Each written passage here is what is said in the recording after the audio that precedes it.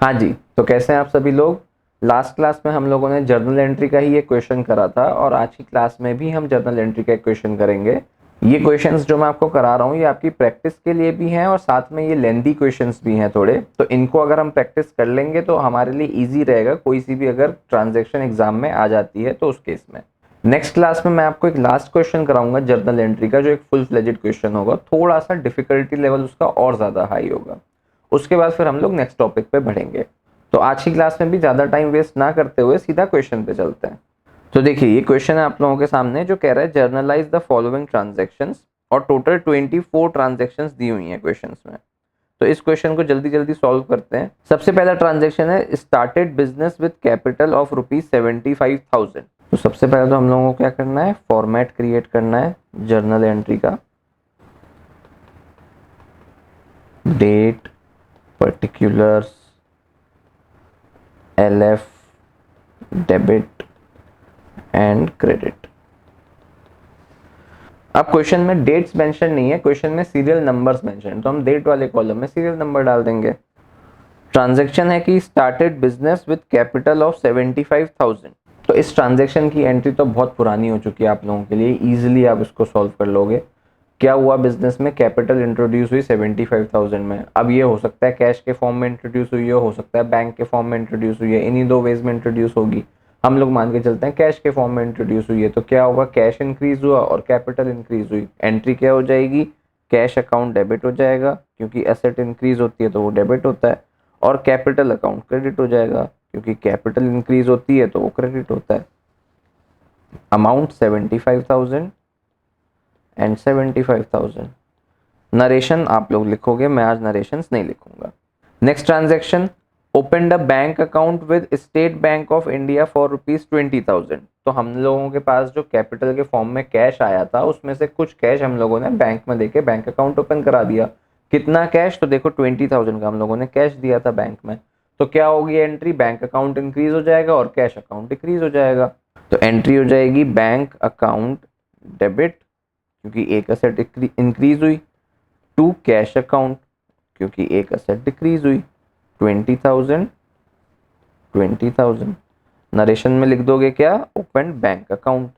Next transaction, paid commission to X for ₹3,000। अब किस बात की कमीशन, तो हम लोगों को इससे कोई लेना देना नहीं है। एक्स को हम लोगों ने कोई कमीशन पे की है, तो हमारे बिजनेस के लिए कमीशन क्या हो गई, एक्सपेंस हो गई।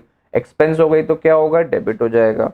तो कमीशन अकाउंट डेबिट, और एक्स को पे करा होगा तो कैश में पे करा होगा, टू कैश अकाउंट।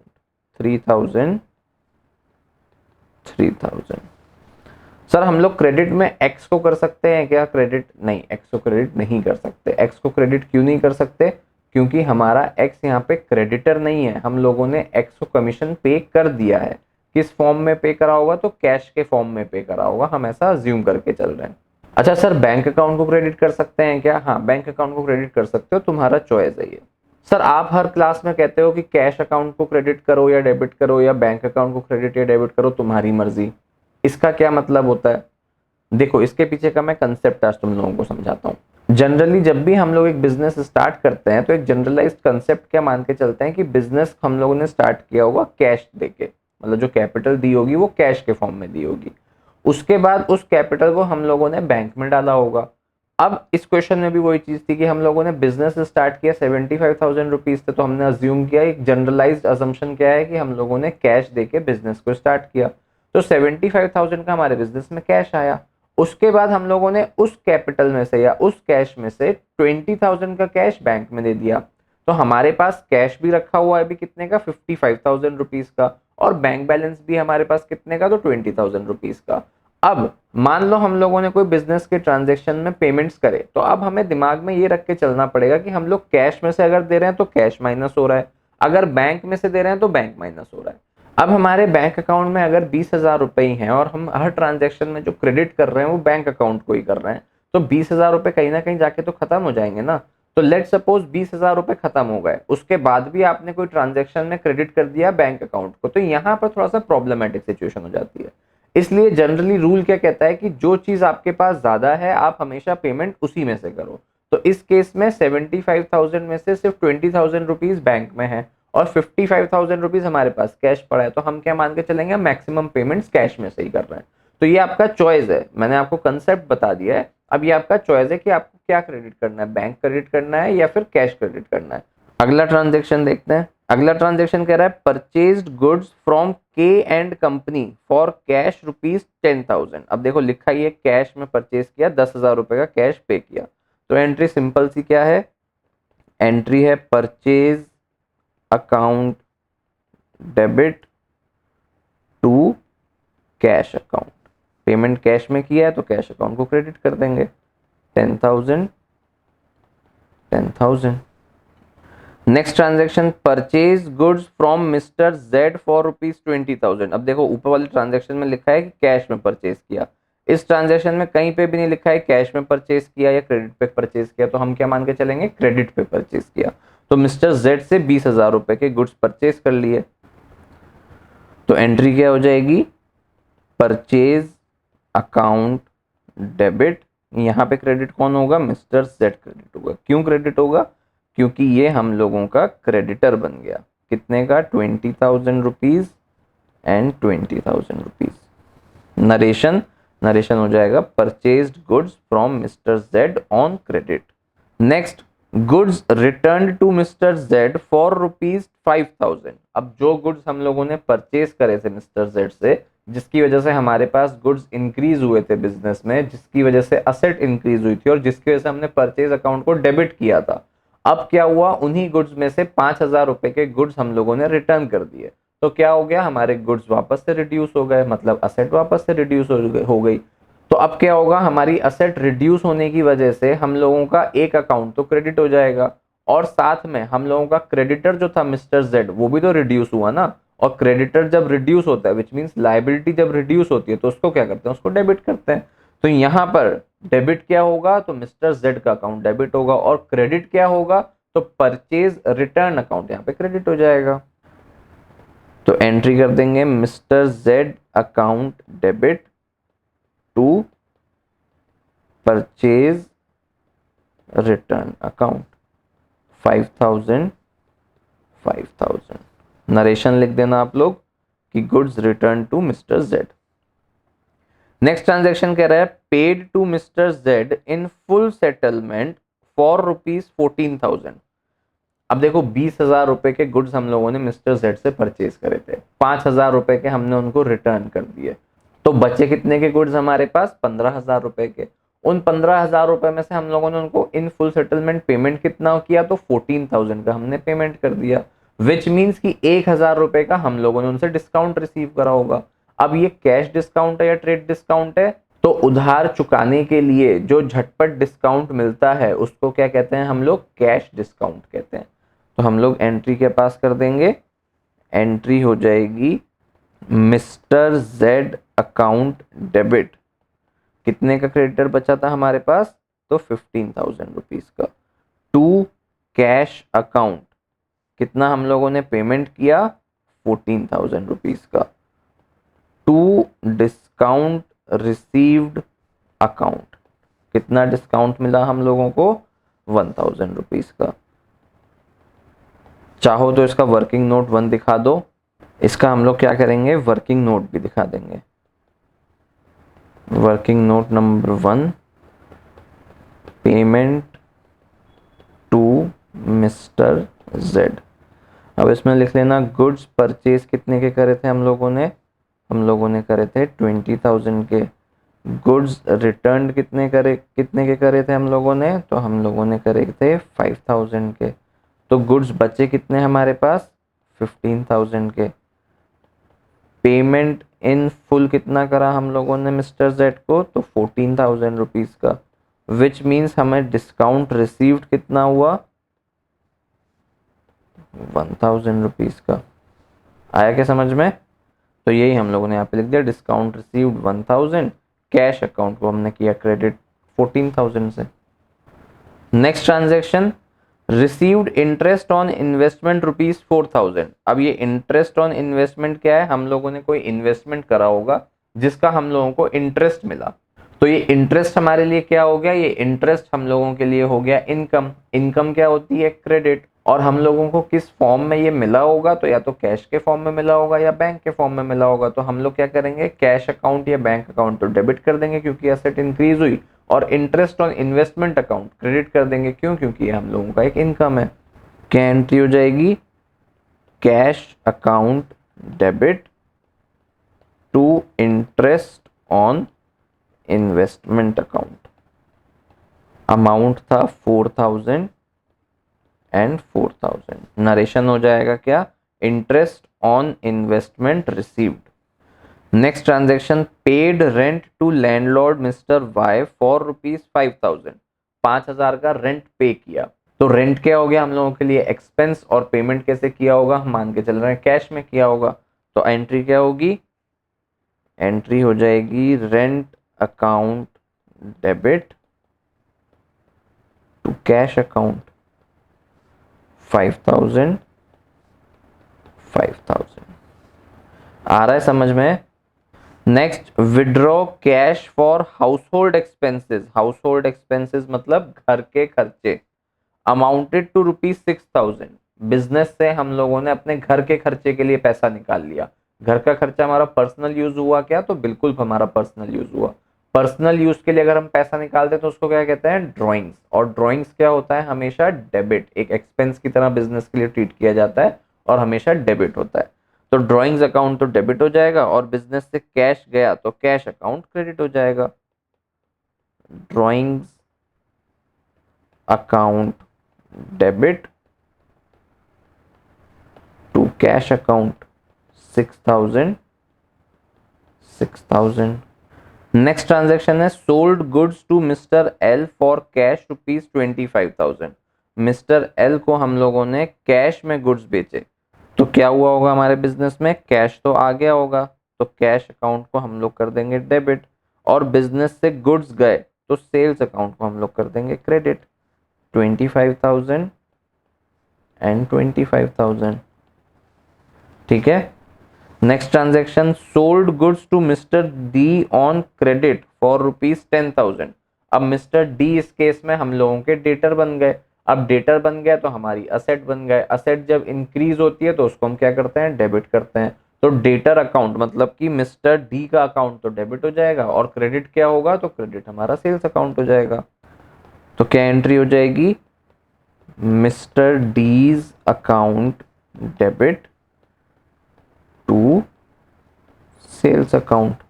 अमाउंट था कितना, 10,000 एंड 10,000। नेक्स्ट ट्रांजेक्शन पे चलते हैं। नेक्स्ट ट्रांजेक्शन है, goods returned by mister D. Mister D ने गुड्स रिटर्न कर दिए 2500 रुपए के। तो 10,000 में से 2500 रुपए के गुड्स मिस्टर डी ने रिटर्न कर दिए। अब रिटर्न करा तो ये क्या हो गया, सेल्स रिटर्न हो गया। सेल्स रिटर्न होने की वजह से क्या हुआ, हमारे गुड्स जो है वापस बिजनेस में इंक्रीज हो गए, विच मीन्स कि हमारी असेट इंक्रीज हुई। मतलब सेल्स रिटर्न अकाउंट तो क्या होगा, डेबिट होगा। सेकेंडली जो मिस्टर डी हमारा डेटर था वो रिड्यूस हो गया, विच मीन्स हमारी एक दूसरी एसेट रिड्यूस हो गई। तो मिस्टर डी अकाउंट क्या होगा, क्रेडिट होगा। तो एंट्री क्या हो जाएगी, एंट्री हो जाएगी sales return account debit to mister D's account 2500। अब 10,000 के गुड्स हमने मिस्टर डी को बेचे और 2500 के गुड्स उसने हमें रिटर्न कर दिए, विच मीन्स मिस्टर डी के पास अब कितने के गुड्स बच गए, तो 7500 के। मतलब मिस्टर डी को जो हमें पेमेंट करनी होगी वो कितनी करनी होगी, 7500 रुपीज की। ठीक है, तो अब अगला ट्रांजेक्शन पढ़ते हैं। अगला ट्रांजेक्शन कह रहा है, received cash from mister D in full settlement ₹7,000। अभी अभी मैंने आपको बताया कितने की पेमेंट करनी होगी मिस्टर डी को, 7500 की, लेकिन पेमेंट करी कितनी, तो 7,000 की पेमेंट करी। मतलब क्या हुआ, हम लोगों ने 500 रुपए का मिस्टर डी को डिस्काउंट दे दिया। डिस्काउंट दिया तो ये डिस्काउंट क्या हो गया, हमारे बिजनेस का एक्सपेंस हो गया। तो हम लोग एंट्री क्या करेंगे, एंट्री करेंगे कैश अकाउंट डेबिट, क्योंकि कैश हमारे पास आया, कितना आया, 7,000। डिस्काउंट अलाउ, हम लोगों ने डिस्काउंट दिया तो ये भी डेबिट हो जाएगा। कितने का दिया, तो 500 रुपए का। और मिस्टर डी जो हमारा डेटर था वो खत्म हो गया बिजनेस से, तो उसको हम लोग क्या कर देंगे, उसको हम लोग क्रेडिट कर देंगे। कितने से, 7500 से। Working note 2। वर्किंग नोट 2 में हमें क्या दिखाना है, हमें दिखाना है कि डिस्काउंट अलाउड कितना हुआ।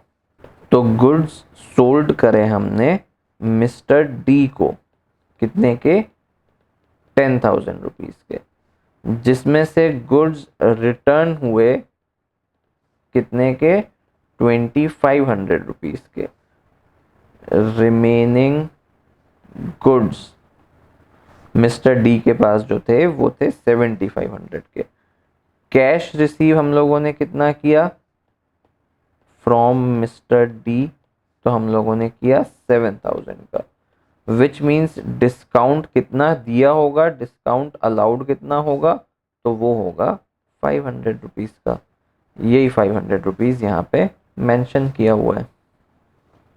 ठीक है, आ रहा है समझ में। बढ़े अगले ट्रांजैक्शन पे। अगला ट्रांजैक्शन कह रहा है paid carriage on goods purchase for ₹3500। अब देखो paid carriage on goods purchase का क्या मतलब है। कैरेज देखो हम लोगों के बिजनेस में दो तरीके के होते हैं, एक होता है कैरेज इनवर्ड्स और एक होता है कैरेज आउटवर्ड्स। सबसे पहले तो मतलब समझो कैरेज क्या होता है। कैरेज का मतलब होता है अगर हम लोग बिजनेस में कोई गुड्स परचेज करके लेकर आ रहे हैं या हम लोगों ने अपने बिजनेस से कोई गुड्स सेल किया है, तो उसमें जो आने और जाने का जो खर्चा होता है ना, ट्रांसपोर्टेशन के गुड्स का जो खर्चा होता है, उसको कहते हैं कैरेज। अगर हम लोगों ने गुड्स परचेज करे और उस पे हम लोगों ने कैरेज पे करा, तो वो तो हो गया हमारे बिजनेस के लिए कैरेज इनवर्ड्स। और अगर हम लोगों ने गुड्स सेल करे और उस पे हम लोगों ने कोई कैरेज पे करा, मतलब कि हमने किसी कस्टमर को गुड्स बेचे और उसने बोला कि ये गुड्स आप हमारे गोडाउन तक पहुंचा दो, तो हम लोगों को ट्रांसपोर्टेशन कॉस्ट बियर करनी पड़ेगी। तो ये हो गया हमारे बिजनेस का कैरेज आउटवर्ड्स। दोनों ही चीजें जो हैं हमारे बिजनेस के लिए एक्सपेंस होती हैं। कैरेज इनवर्ड्स भी एक्सपेंस है और कैरेज आउटवर्ड्स भी एक्सपेंस है, क्योंकि ये क्या है, गुड्स को लाने ले जाने का खर्चा। तो दोनों ही केसेस में जो कैरेज अकाउंट होगा, कैरेज इनवर्ड्स हो चाहे कैरेज आउटवर्ड्स हो, दोनों अकाउंट क्या होंगे, डेबिट होंगे। तो ये ट्रांजैक्शन क्या कह रही है, paid carriage on goods purchase ₹3500। Goods purchase लिखा है मतलब क्या हो गया कि हम लोगों ने जो गुड्स परचेज करे उस पे हमने ट्रांसपोर्टेशन कॉस्ट या कैरेज की कॉस्ट दी। तो ये हमारे बिजनेस का कैरेज इनवर्ड्स हो गया। हमारे बिजनेस में गुड्स आए तो ये जो कैरेज हम लोगों ने पे किया ये हुआ कैरेज इनवर्ड्स। कितने का, 3500 का। तो एंट्री क्या होगी, कैरेज इनवर्ड्स हमारे बिजनेस का खर्चा है, तो carriage inwards account debit. Cash में हमने पेमेंट किया होगा तो टू कैश अकाउंट 3500। नरेशन तुम लोग क्या लिखोगे, नरेशन लिखोगे कि carriage paid on purchase of goods. अगला ट्रांजैक्शन है paid carriage on goods sold. अब जो गुड्स हम लोगों ने बेचे उस पे हमने कैरेज पे किया 8000 रुपए का। तो ये क्या हो गया, ये भी हमारे बिजनेस का खर्चा हो गया, लेकिन किस नाम से हो गया, तो कैरेज आउटवर्ड्स के नाम से हो गया। तो हम लोग एंट्री क्या करेंगे, कैरेज आउटवर्ड्स भी जो होगा वो डेबिट ही होगा, क्योंकि हमारे बिजनेस का खर्चा ही है। तो carriage outwards account debit to cash account 8000। Next transaction purchased furniture for office decoration for cash amounted to 10,000। Furniture purchase करा हम लोगों ने ऑफिस के डेकोरेशन के लिए, तो फर्नीचर हमारी असेट हो जाएगी। तो क्या होगा, फर्नीचर अकाउंट को हम लोग डेबिट कर देंगे। Furniture account debit to cash account 10,000। ठीक है। Next transaction purchase furniture for resale of ₹10,000। देखो परचेज फर्नीचर फॉर रीसेल है, पिछले ट्रांजैक्शन में था purchase furniture for office decoration, मतलब हम लोगों ने अपने ऑफिस में रखने के लिए फर्नीचर को मंगाया था, तो ये तो हमारा असेट हो गया।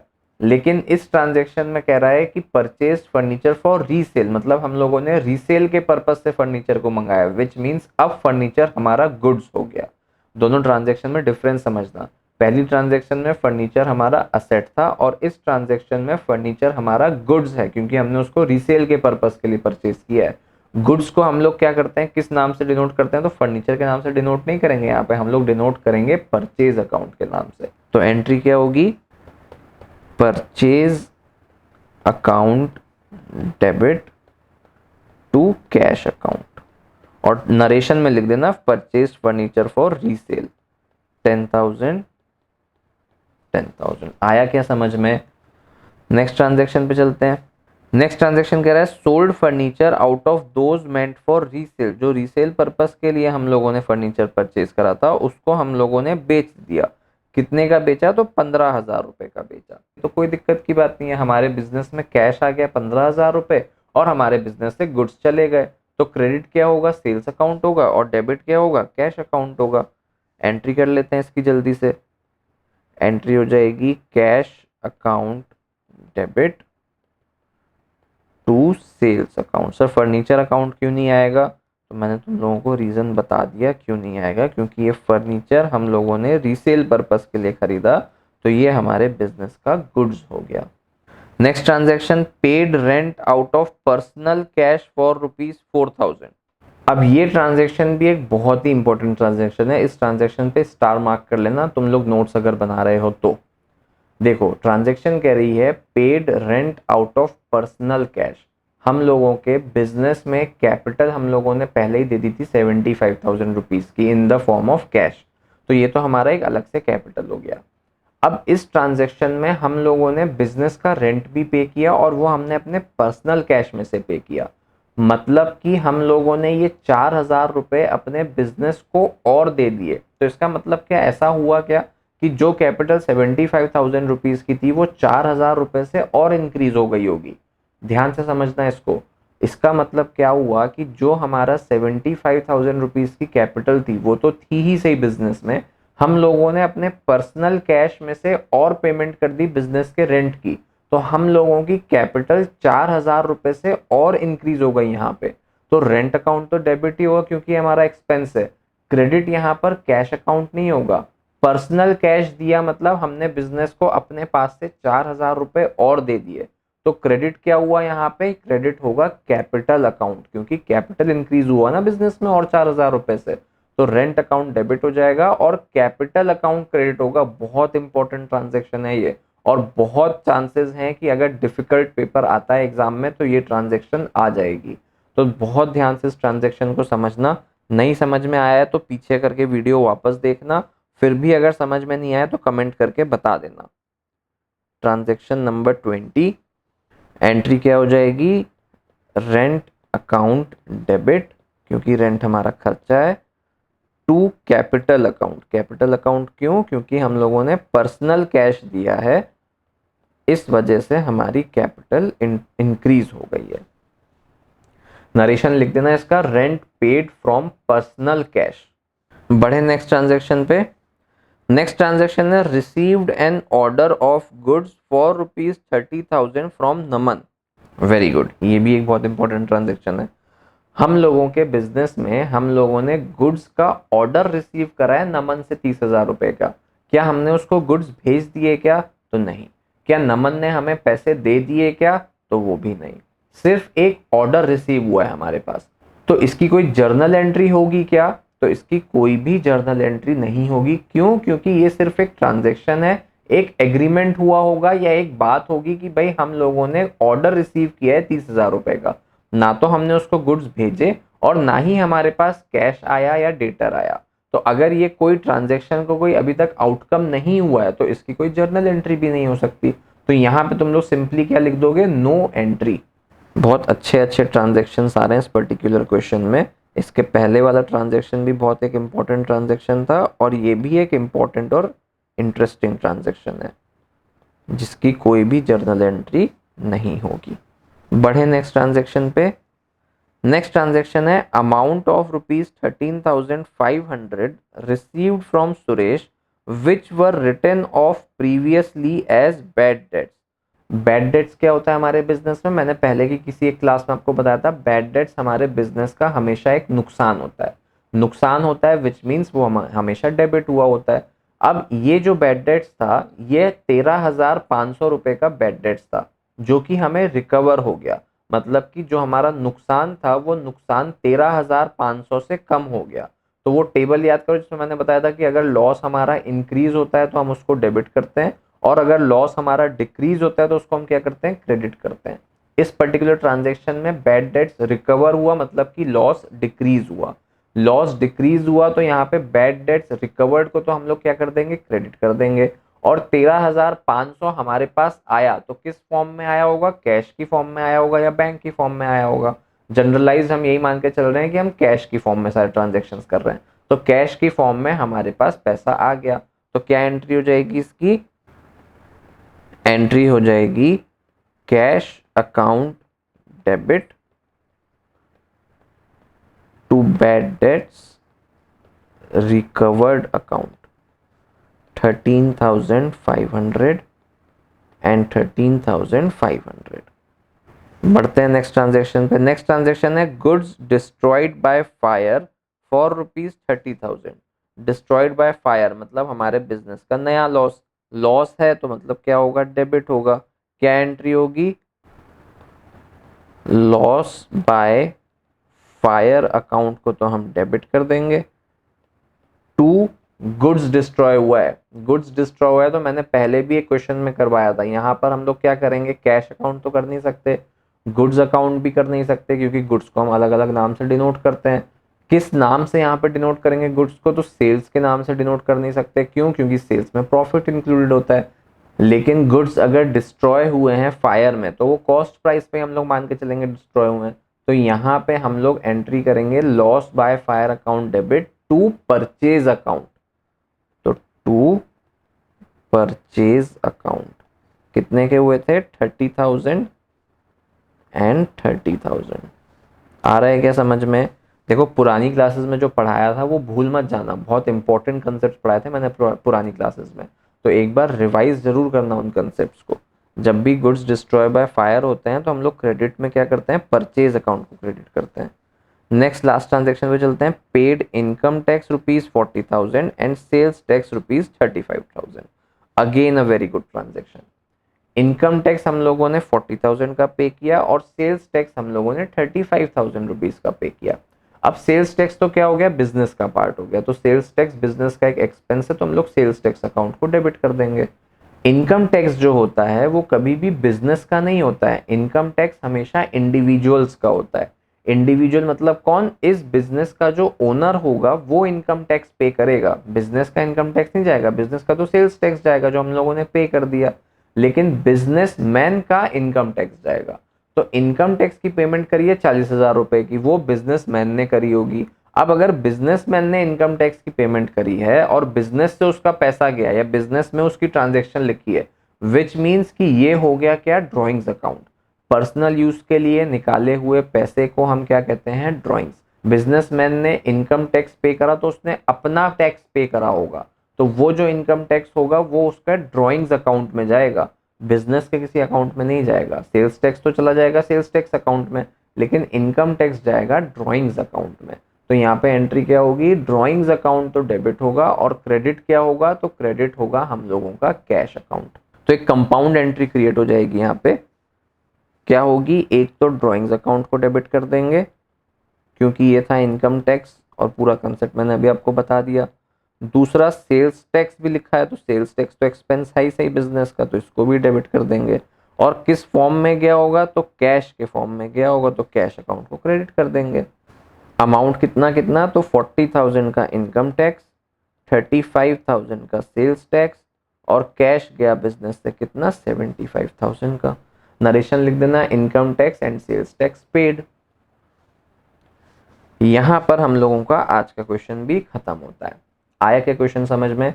देखो कुछ ट्रांजेक्शन्स अच्छे ट्रांजेक्शन, इंपॉर्टेंट ट्रांजेक्शन्स थे, तो रिवाइज जरूर करना क्वेश्चन को, जिससे कि आपको प्रॉब्लम ना आए अगर एग्जाम में ऐसा कोई क्वेश्चन आ जाता है तो नेक्स्ट क्लास में हम लोग एक लास्ट प्रैक्टिकल क्वेश्चन कंप्लीट करके जीएसटी वाला टॉपिक स्टार्ट करेंगे, और उसको एक ही क्लास का टॉपिक है, कोई बहुत ज़्यादा बड़ा टॉपिक नहीं है, उसको भी खत्म करेंगे और फिर हम नया टॉपिक स्टार्ट करेंगे। ठीक है, तो मिलते हैं आप लोगों से नेक्स्ट क्लास में।